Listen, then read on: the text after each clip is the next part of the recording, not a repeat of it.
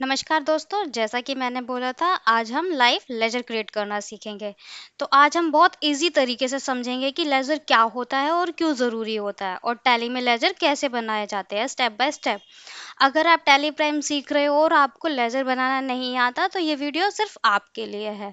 तो इसको simple language में समझो, जैसे कि लेजर एक अकाउंट होता है जिसमें हम किसी भी पर्सन या एक्सपेंस इनकम को पूरा रिकॉर्ड रखते हैं। जैसे कि मान लीजिए राम कुमार, राम एक कस्टमर है, ठीक है। तो और इलेक्ट्रिकल एक्सपेंस हो गया, बैंक अकाउंट हो गया, तो ये सारे हमारे एक लेजर हैं। टैली में कोई भी एंट्री करने से पहले लेजर बनाना कंपलसरी होता है। तो चलिए मैं आपको प्रैक्टिकल करके दिखाती हूँ कि लेजर कैसे क्रिएट करते हैं। तो सबसे पहले वही सेम हम टैली ओपन करेंगे। टैली ओपन करने के बाद वही गेटवे ऑफ टैली ओपन पर आ जाएंगे। इस स्क्रीन को गेटवे ऑफ टैली बोलते हैं। ये अब हम आ गए हैं, ठीक है।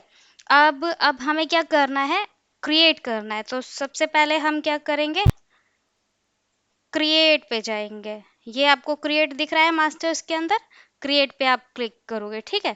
क्लिक करने के बाद सबसे पहला आप क्या सेलेक्ट करोगे, लेजर, क्योंकि हम लेजर बनाना सीख रहे हैं। अब यहाँ में आपको कुछ डिटेल्स फिल करनी होती है और वो मैं आपको बता देती हूँ। जैसे कि हम एग्जाम्पल के लिए ले लेते हैं राम कुमार। अब राम कुमार है, राम कुमार मेरे लिए, अब ये राम कुमार है, ठीक है। अब राम कुमार अगर मेरे लिए कस्टमर है तो ये मेरे लिए सन्ड्री डेटर्स में जाएगा। अगर ये सप्लायर है तो मैं इसको सन्ड्री क्रेडिटर्स में डालूंगी। और मेरे लिए अगर यही एक्सपेंस है तो मैं इसको इनडायरेक्ट एक्सपेंस में डालूंगी। तो अभी मेरे लिए ये कस्टमर है, मैं इसको किस में डालूंगी, सन्ड्री डेटर्स में। अब जब भी आप सन्ड्री डेटर्स और क्रेडिटर्स बनाएंगे तो उसमें ये आता है आपका maintenance balance bill bye bill, इसको हमेशा यस रखना है, ठीक है। अब एंटर करेंगे, सेम एड्रेस डालेंगे यहाँ पे। यहाँ पे भी आपको फुल एड्रेस डालना है, ठीक है, कोई मिस्टेक नहीं करनी है आपको।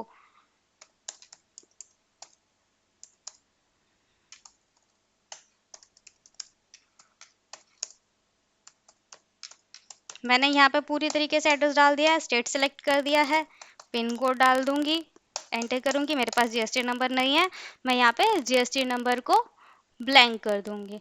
अगर आपके पास जीएसटी नंबर है तो आपको डालना है, डिटेल है तो आप पूरी डिटेल यहाँ पे डालोगे और इसको कंट्रोल ए सेव कर दूंगी।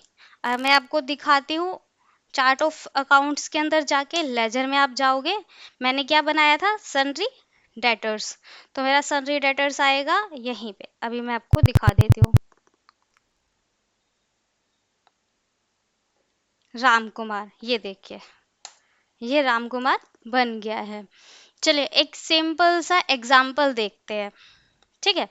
तो अब जैसे कि मैंने ये क्रिएट कर लिया, अब मान लीजिए मैं कोई एक्सपेंस मुझे बनाना है या फिर मैं कोई पार्टी का ही नाम लेती हूँ, ठीक है। तो उसमें क्या होता है कि मैंने कोई एक्सपेंस बनाया, जैसे रेंट चार्जेस, ठीक है। रेंट चार्जेस पे गई, यहाँ पे क्या है, ये मेरे लिए एक्सपेंस है तो मैं इसको डालूंगी इनडायरेक्ट एक्सपेंस, ठीक है। अब यहाँ पे इनडायरेक्ट एक्सपेंस डाल दिया, एंटर किया। अब ये यहाँ पे क्या दिखाता है, जीएसटी एप्लीकेबल, तो आपको इस वाले जीएसटी एप्लीकेबल को एप्लीकेबल नहीं करना है, यहाँ पे आना है include and acceptable value calculation को आप यहाँ पे जीएसटी करोगे, गुड्स एंड सर्विस करोगे और कंट्रोल ए करके सेव कर दोगे। ये आपका एक्सपेंस का लेजर बन गया। इसी तरीके से मैं राजेश, ये मेरे लिए क्या है, सप्लायर, तो मैं इसको किस में डालूंगी, सन्ड्री क्रेडिटर्स। सेम एड्रेस डालेंगे,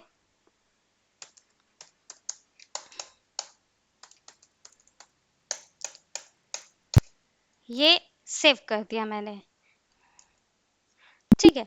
अब मुझे ये दोनों चेक करने हैं, चार्ट ऑफ अकाउंट, लेजर थे, ठीक है, sundry debtors Ram Kumar, sundry creditors ये आ गया, और जो इनडायरेक्ट एक्सपेंस था मेरा रेंट चार्जेस, ठीक है। अब कुछ इम्पोर्टेंट जो टिप्स हैं आपको हमेशा याद रखनी है, वो क्या होती है कि जब भी आप कोई लेजर बना रहे हो तो उसके लिए जो ग्रुप है वो आपको बिल्कुल करेक्ट सिलेक्ट करना है।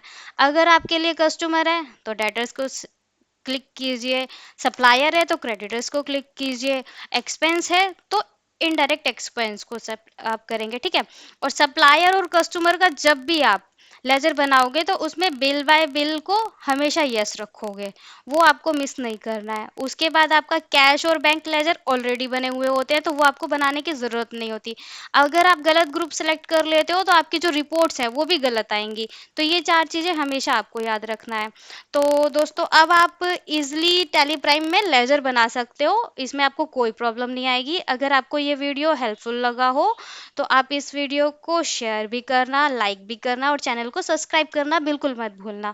और नेक्स्ट वीडियो में मैं आपको सिखाऊंगी कि हम आइटम कैसे क्रिएट करते हैं, ठीक है। तब तक के लिए बाय, मिलते हैं हम आपको अगली वीडियो में। Thank you.